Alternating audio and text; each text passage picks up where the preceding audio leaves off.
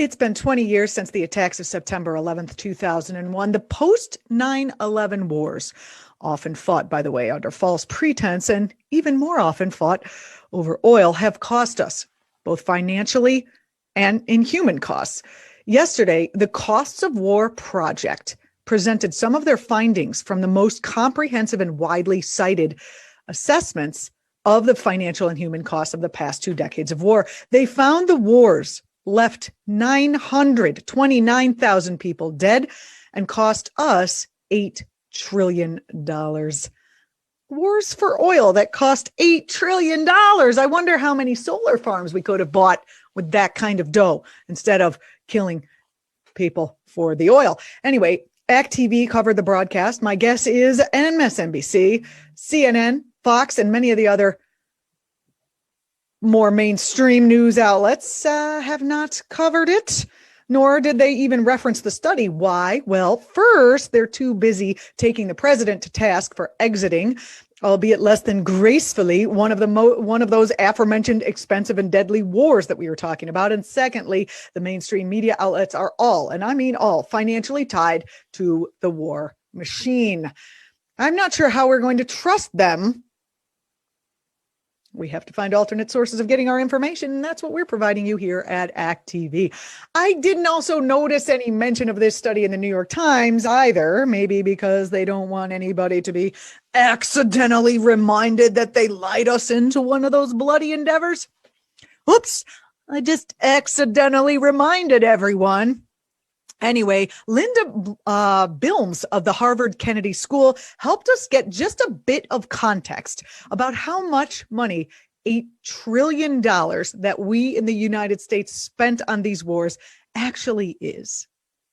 Let me just call attention to the magnitude, to the scale of this number.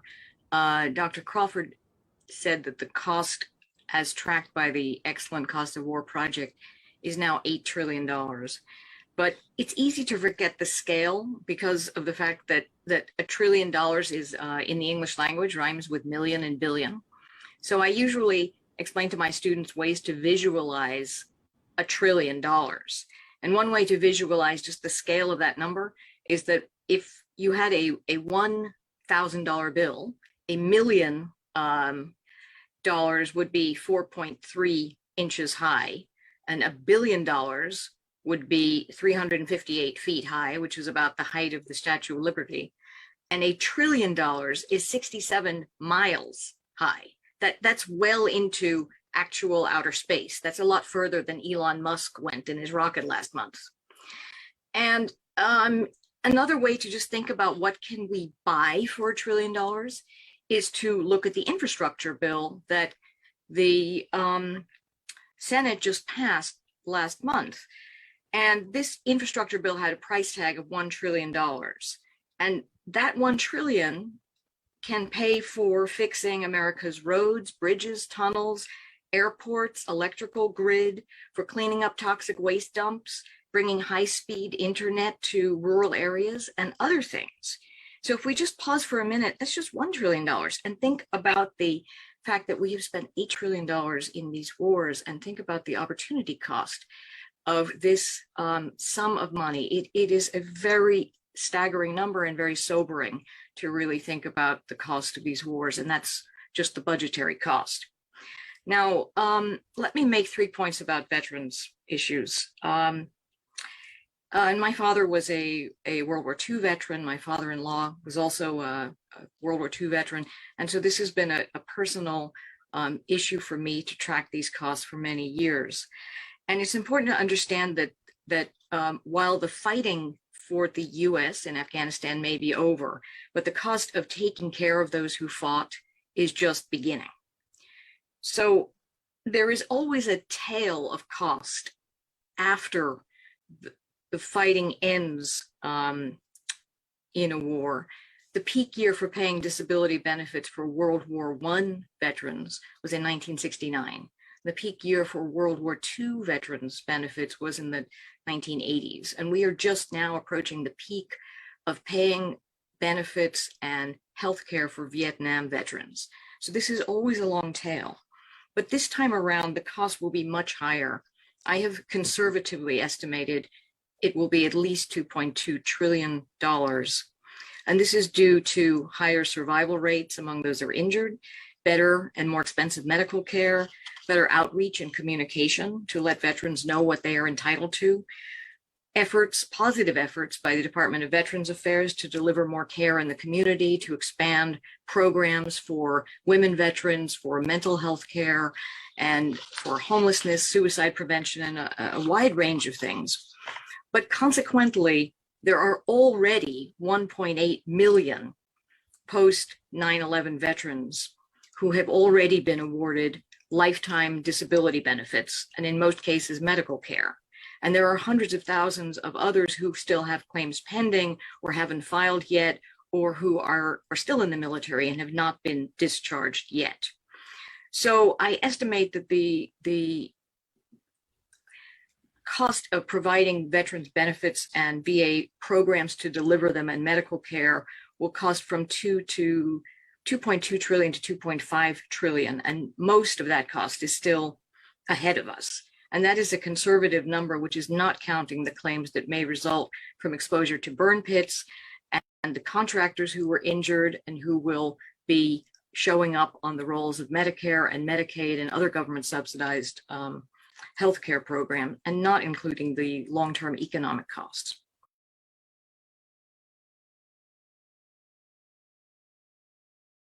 Military component of in U.S. greenhouse gas emissions, a significant, dividend of having peace would be the slowing of the impacts of climate change that we are all living through right this very second.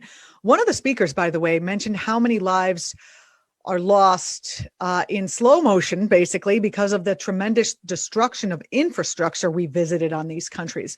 So the 929,000 figure actually drastically undercounts those casualties of war because, the ones that happen because people have been cut off from clean drinking water, from hospitals, from supply routes.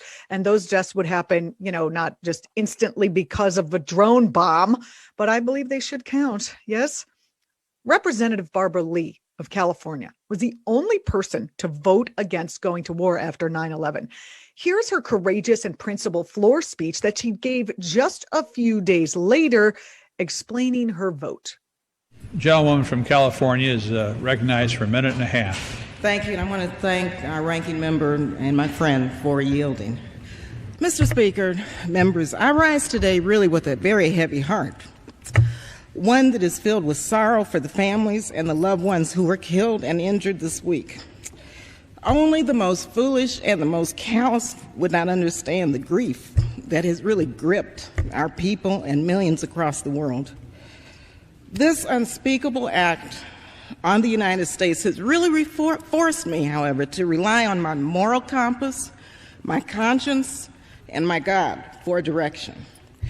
September 11th changed the world. Our deepest fears now haunt us. Yet I am convinced that military action will not prevent further acts of international terrorism against the United States. This is a very complex and complicated matter.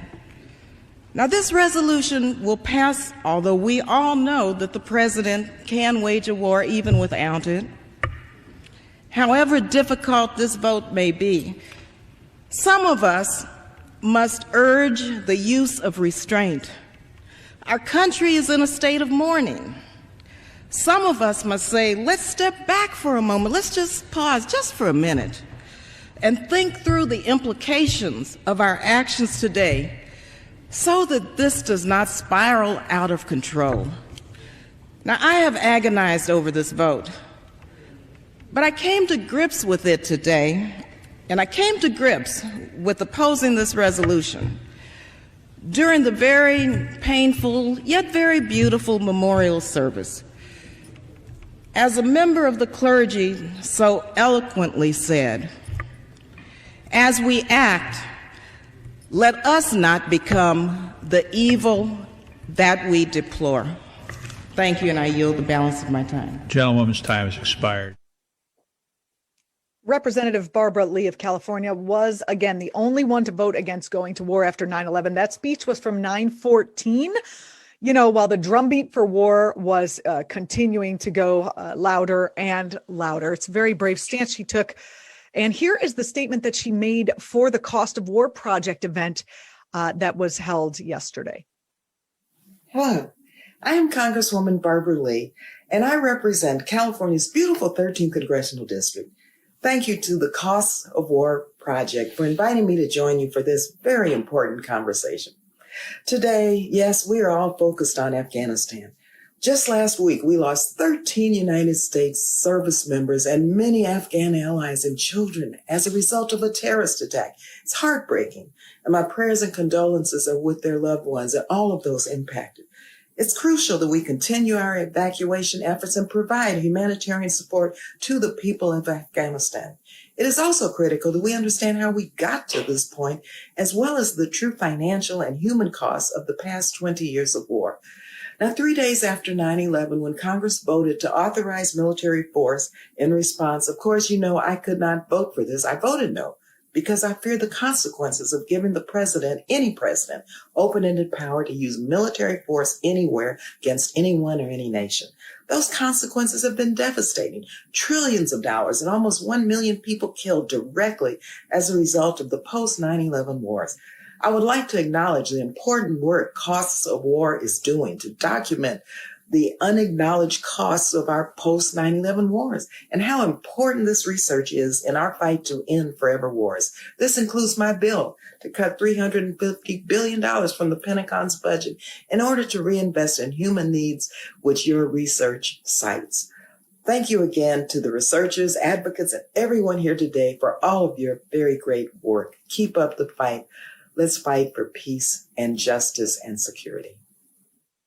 Again, that was Barbara Lee of California. And bringing us home, Ro Khanna, also of California, where they're apparently allowed to be anti-war. Here he is with his comments on the project. Hi, I'm Congressman Ro Khanna.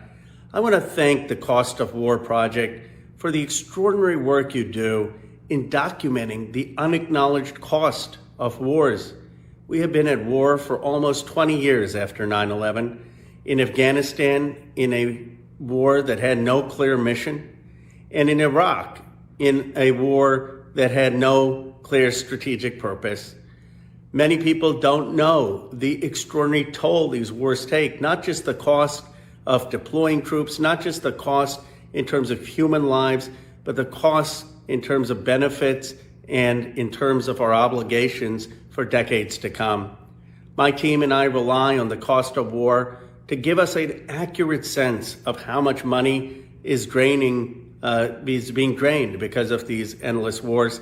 I read somewhere that had we not stayed in Afghanistan for 20 years, we would have had enough money to provide a free college education or vocational school for every American in this country. Thank you for what you're doing. Thank you for your service in helping us understand the true costs. You are a resource to our office. You've been watching the act.tv coverage of the Cost of War Project, an event that happened yesterday. You can find out a little bit more about that by going to the hashtag on Twitter, hashtag 20, the number, hashtag 20, the number, years of war, 20 years of war. You're watching act.tv. Please follow us across platforms. And please excuse our background today. We had enormous technical problems, and we're here and we're pulling it out in a more casual manner than usual. So thanks for that.